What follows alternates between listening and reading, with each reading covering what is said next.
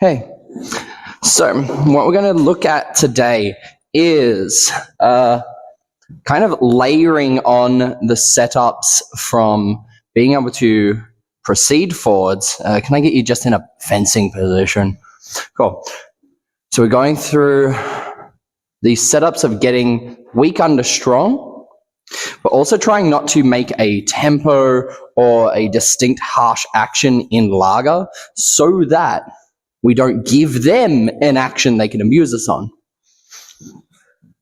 So I get in, and I start coming in, cool. So from this point, if they make a tempo going forwards into any capacity, I should be able to fucking hit things, and I should be able to land that, boom, in the action of them doing that, right? Most of the time, if they try and find the sword, going forward, you should be able to land a Cavazione quite competently and easily.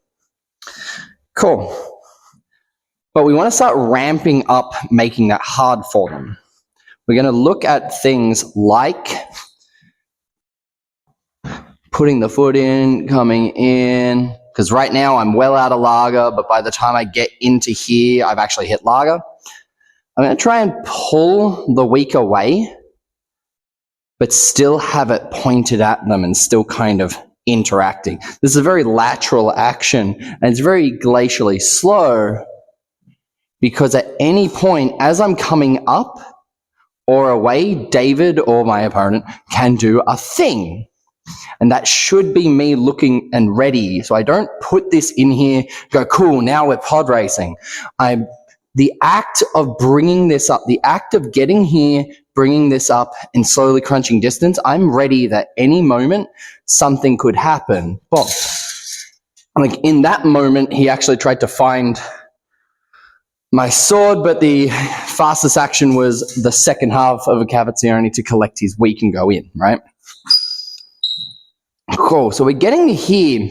Now, if they're not doing anything there, it can be really enticing and feel really intelligent to start fucking, come on, fucking do a find. And you start like getting more aggressive and more like, come on, fucking do a tempo for me. And in that frustration, I've made like 7 fucking tempo. Trying to like 7 invitations, 7 coaching cues for me to lose. And if he's missing them, that's cool, but it's not good fencing. So to help ramp this up, what I want is we're going to use the front foot to help circle around and move our targets around. And my tip isn't moving, but his most likely find, if I'm on the inside of his blade and slightly below it, will be an action that moves across his torso. The most likely find, the most likely beat, the most likely any action to my blade will come across that way. So if he hasn't done anything yet, or if I haven't encouraged him to do anything yet, that's fine, because I can start twisting this over and really drawing him through. Now, he may have the shorter line from A to B, but he's still at Larga, so if he pops for the fuck of it, I still win. And I'm not trying to get to Strata here. I'm trying to just make it worse for him. If I'm halfway through this and he goes, fuck it, I'm doing a beat entry, the cool thing is that I'm setting up this interaction that his beat now will have to scoop up to actually hit my sword, right? Which then makes it really fucky for his subsequent action. Who's drilling fucking upwards beats by any means, right? And then if he just does his normal beat that is ingrained in his fencing, he ends up running down along my blade and not actually disrupting it. It's very funny, hey. This for me was inspired from Tybalt, where he's talking about as you step around the outside, you can start changing this angle so that their beats and shoves and fines and pressures run down your blade towards your hilt instead of hitting perpendicular to your blade and disrupting it. Because, right, like if he does a really nice beat, beat thrust. A beat thrust is just a defined thrust that has given you impetus and forced you into an action, which is a pain in the ass. So we're going to start with working on just coming to Larga without giving it a tempo. So my foot is sitting there with the potential of bringing me into Larga. And maybe if I get all the way to here, I can almost hit Shredder.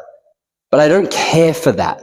That's not my goal. My goal is to be well at Larga so that if David fucking does anything squirrely or he suddenly goes, fuck you, I'm thrusting, I've got time. I've got plenty of time. Oh, I need that time on the off chance he goes off script. Which is cool, right? If I don't give him the opportunity to lose in other ways, my fucking plan sucks. I start rotating the front foot to start making his most likely actions of finding and beating run down my blade, but I'm not doing it fast enough that in the tempo of doing this, I actually fuck myself. If I do this briskly, maybe I get to double. Maybe if he's not switched on, I get to go click, click, whack. But if he's switched on and he knows how to hit a tempo at this distance, I'm giving him a coach's cue to win. But, so I'm not giving him the coach's cue, and I'm slowly improving this position that while I'm turning, all his targets start migrating behind my blade. And then all his subsequent actions kind of want to go down my blade, which makes it harder for him to disrupt me. He can ignore it and just thrust out into fucking Narnia, and I don't know why the fuck he would, but people do things.